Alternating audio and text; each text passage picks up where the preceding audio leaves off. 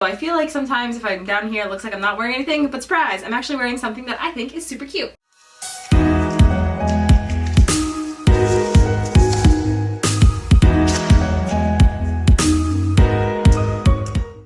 What's up, you guys? It has been a hot second since I've seen you, about a week actually, and I've missed you guys. How have you been? I hope you had a great week while I wasn't here. Last week was crazy for me, and you know, I am in college and school comes first, so I had to take a quick break, but I'm back this week in what I feel like is a Shakespearean shirt. But since I'm back, I have so much good news for you guys, and I'm so excited to share it with you, so let's just go ahead and get started. So January has come to an end, and we are entering February. February, the month of love and Valentine's Day. So my first piece of good news for you guys actually relates to this. The C.S. Mott Children's Hospital in Ann Arbor, Michigan is actually providing a way for you, yes you, to send their patients Valentine's Day cards on Valentine's Day. It's as easy as going to their website, which I will have linked below, choosing your card, signing your name, and they'll send it off to the person of your choice. The cards all have really cute sayings on them because they are designed for the children at the Children's Hospital, such as ones with dinosaurs on it that say "You're dynamite" and robots that say "I care about you." The hospital is encouraging people from all over the world to send in cards because while it may seem like such a simple small gesture, it means a lot to the kids that have to spend this holiday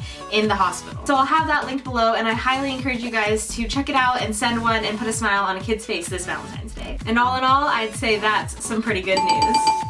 So the next piece of good news I have for you guys today actually comes from a birthday party that was held in a retirement home for someone turning 10.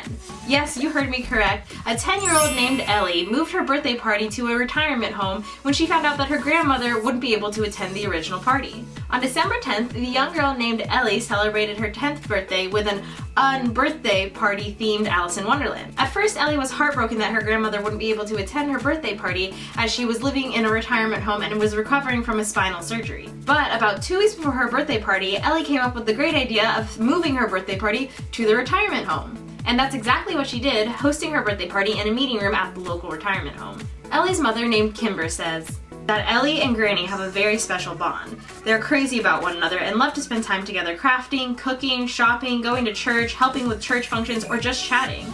Ellie's desires and efforts to include everyone that she cares about in her birthday party plans warms my heart and puts a smile on my face, so I'd say that's some pretty good news.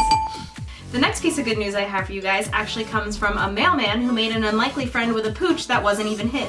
A mailman in Boulder, Colorado named James Kramer says he treads lightly usually when on his mail route and it comes to dogs. You don't check out a dog first, he says. You let it check you out and you're much better off that way. However, when Mr. Kramer met Tashi, a black Labrador, on his route in Boulder, his hesitancy with dogs completely disappeared. The two became fast friends, his owner even saying that Tashi loves him. But this past fall, Mr. Kramer noticed that Tashi, in her old age of 14 years old, was having a little trouble getting up and down the stairs of the family home to come and greet him when he delivered the mail. And that's when Mr. Kramer went from mailman to handyman, as he handmade and hand-built a ramp for the dog to have a personal way to get in and out of the house with ease without any assistance from his owners. And now our favorite Labrador, Tashi, uses this ramp every day. His owners say, "The ramp has helped Tashi tremendously. He can walk in and out of the front door and down to the yard independently. It has enabled the kids to take him out front also, and given Tashi a sense of independence and dignity as an older dog." This mailman and dog have become best of friends, and I don't know how you can't smile looking at that picture, so I'd say that's some pretty good news.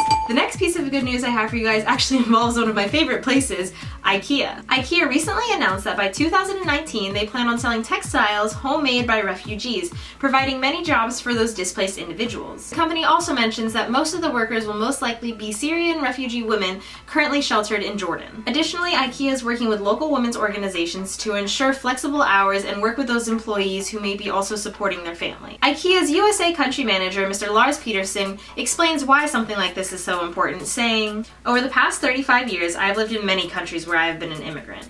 As the country manager of IKEA in Italy, Japan, and now the US, I have witnessed firsthand the power of people working together, people from different backgrounds, nationalities, and religions uniting to achieve our vision of creating a better everyday life."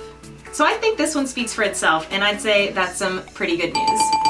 The next piece of good news that I have for you guys actually involves the Super Bowl. Major company Kraft Heinz, best known for their simple condiments of ketchup and mustard, actually won't be buying a Super Bowl ad this year.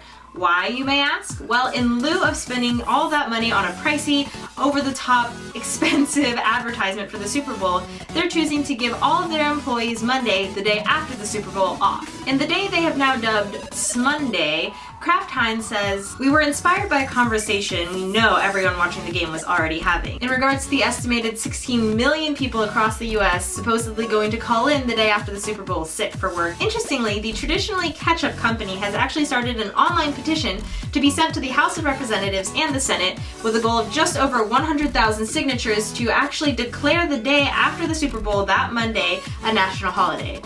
Now, I don't know about that, but the head of Heinz Brands, Nicole Kulinski, says, "The Heinz brand believes in never settling for less than the best, and Americans shouldn't have to settle for a horrible Monday after one of the best sports days of the year." Well, I have my fingers crossed that that petition works, but in the meantime, we can't help but be happy for all of the workers who will have the day off, and I'd say that is some pretty good news.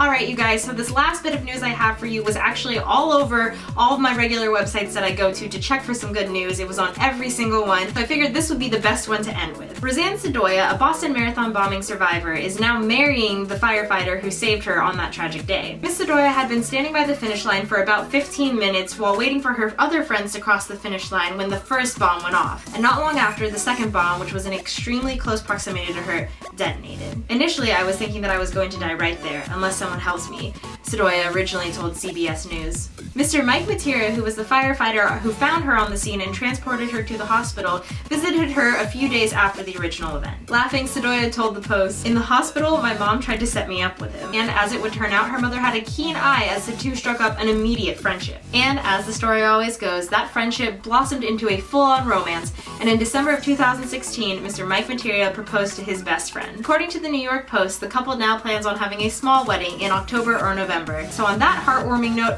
I'd say that's some pretty good news. Alright, now let's move right along and figure out what holidays there are today on checkaday.com. February 6, 2016 is National Yogurt Day. You already know me and my best friends are going to get free yogurt at our favorite frozen yogurt place. Pay a Compliment Day. Lame Duck Day. So if you guys haven't had anything to make you want to celebrate today, I hope one of those can. Alright you guys, well now let's move on to my favorite part of these videos, the inspirational quote and challenge of the week from my passion planner. This week's quote is kind of just funny and says, "Every survival kit should include a sense of humor." The challenge for this week is, this week set aside time with the person who makes you laugh the most. Make sure they know how much you appreciate the light and joy that they add to your life. Alright you guys, well that's it for this week's Good News Tuesday. Don't forget to follow me on Twitter and on Instagram. I've been really trying to post more actively on Instagram, so I'd love it if you guys would follow me there. Also, don't forget to hit the like button on this video if you enjoyed smiling with this good news, and subscribe to my channel if you want to see more videos like this. I will be posting my regularly scheduled Thursday video this week too, so don't forget to check that out, and until then, I'll see y'all later. Hey Siri, what state is Boulder located? Gross. And challenge of this week from my trusty Dusty is what I was about to say. Oh my god. And challenge of the week in my trusty Wusty, what?